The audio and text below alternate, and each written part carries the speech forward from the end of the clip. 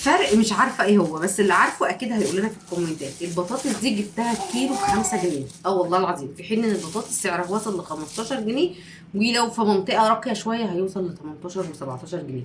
البطاطس دي راجل قلب 5 جنيه وبيقسم ان هي تحمير، فانا طبعا كنت جايبه منها 2 كيلو ب 10 جنيه.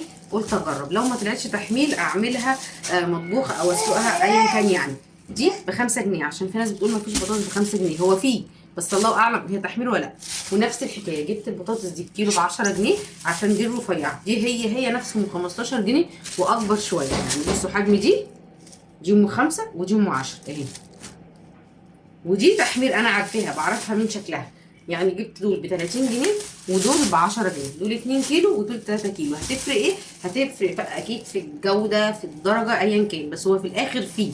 فانا لما قلت ان انا جبت حاجه ب 15 او 10 ايا كان سعرها، انا ما بقولش اسعار مش موجوده، انا زي ما بجيب زي ما بقول لحضرتك.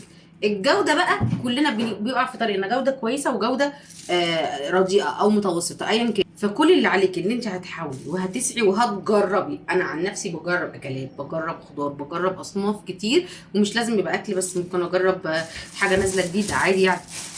بحاول وبسعى وبجد. صلي على الحبيب قلبك كتير. ادي بطاطس هتقعد معايا اسبوع واكتر. الكيس عامل 30 وكيس تاني عامل 10. دي معرفش اكيد الدرجه التانيه او التالته. الميه دي من الرخامه مش من البطاطس، بس كلها ناشفه.